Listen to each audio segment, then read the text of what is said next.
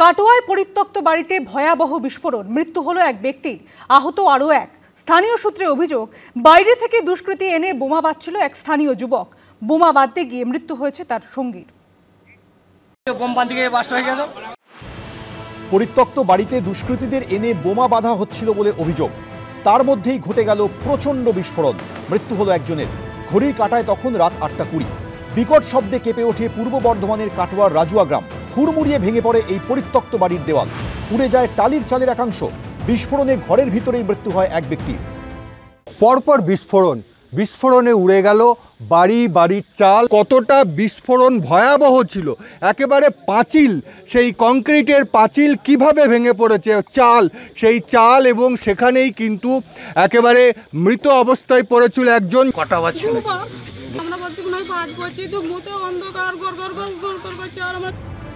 গ্রামবাসীদের একাংশের অভিযোগ, শুক্রবার বাইরে থেকে দুষ্কৃতীদের নিয়ে এসে এই বাড়িতে বোমা বাঁধছিলেন স্থানীয় বাসিন্দা তুফান চৌধুরী। তখনই বিস্ফোরণ ঘটে যায়। তুফান বলি যে ছেলেটা, ও একটা লোক ছিল, বাইরেকার লোক, গ্রামে একটা অশান্তি সৃষ্টি করার জন্য এখানে বোম বাঁধছিল। একটা বোম বিস্ফোরণ হয়, একজনের মৃত্যু হয়, আর বাকি ৩-৪ জন যারা ছিল তারা পালিয়ে গেছে। পিস্তল না কি পেয়েছিল, টাকা চুরি করতে গিয়ে একবার কেসও খেয়েছিল। কিন্তু কেন এখানে বোমা বাঁধা হচ্ছিল? স্থানীয়দের একাংশের অভিযোগ, এসবের নেপথ্যে রয়েছে বালিঘাট নিয়ে বিবাদ। বালিঘাটের দখলদারি কার হাতে থাকবে তা নিয়ে কয়েকজনের সঙ্গে বিবাদ চলছিল তুফানের। ছিল যে গোটা গ্রামটা আমরা ট্র্যাকচার করবো, তুফান বলেছিল কি চাইছিল যে বালিঘাটটাকে আমরা দখল করবো, আমরা গ্রামটাকে আমরা করবো, দখল করে আমরা চালাবো। বোম বাঁধতে গিয়ে বাস্ট হয়ে গেল। বাড়িতে কি বোম বাঁধা হতো নাকি? বাড়িতে বোম বাঁধছিল তো, হতো না জানি না, অবশ্য আগে দেখলাম সেটা হয়তো হয়েছে। কজন ছিল?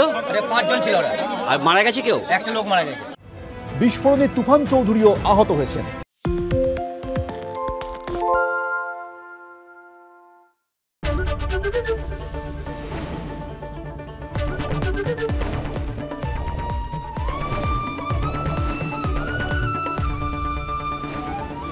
এবিপি আনন্দ, এগিয়ে থাকে, এগিয়ে রাখে।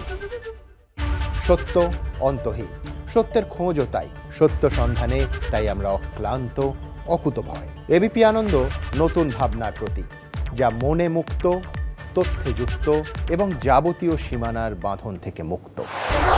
সীমা না শব্দটির মধ্যেই লুকিয়ে আছে মানা শব্দটি, যেন চোখ রাঙানি এক অদৃশ্য বেড়াজাল, যা আটকে রাখে আমাদের এক ছোট্ট গণ্ডির মধ্যে। একমাত্র সঠিক খবরই গড়ে তুলবে এক মুক্ত সমাজ। সেই জগৎ গড়ার লক্ষ্যে কোনো সীমানার ঠুকুটি আমরা মানব না। এবিপি আনন্দ, এগিয়ে থাকে, এগিয়ে রাখে।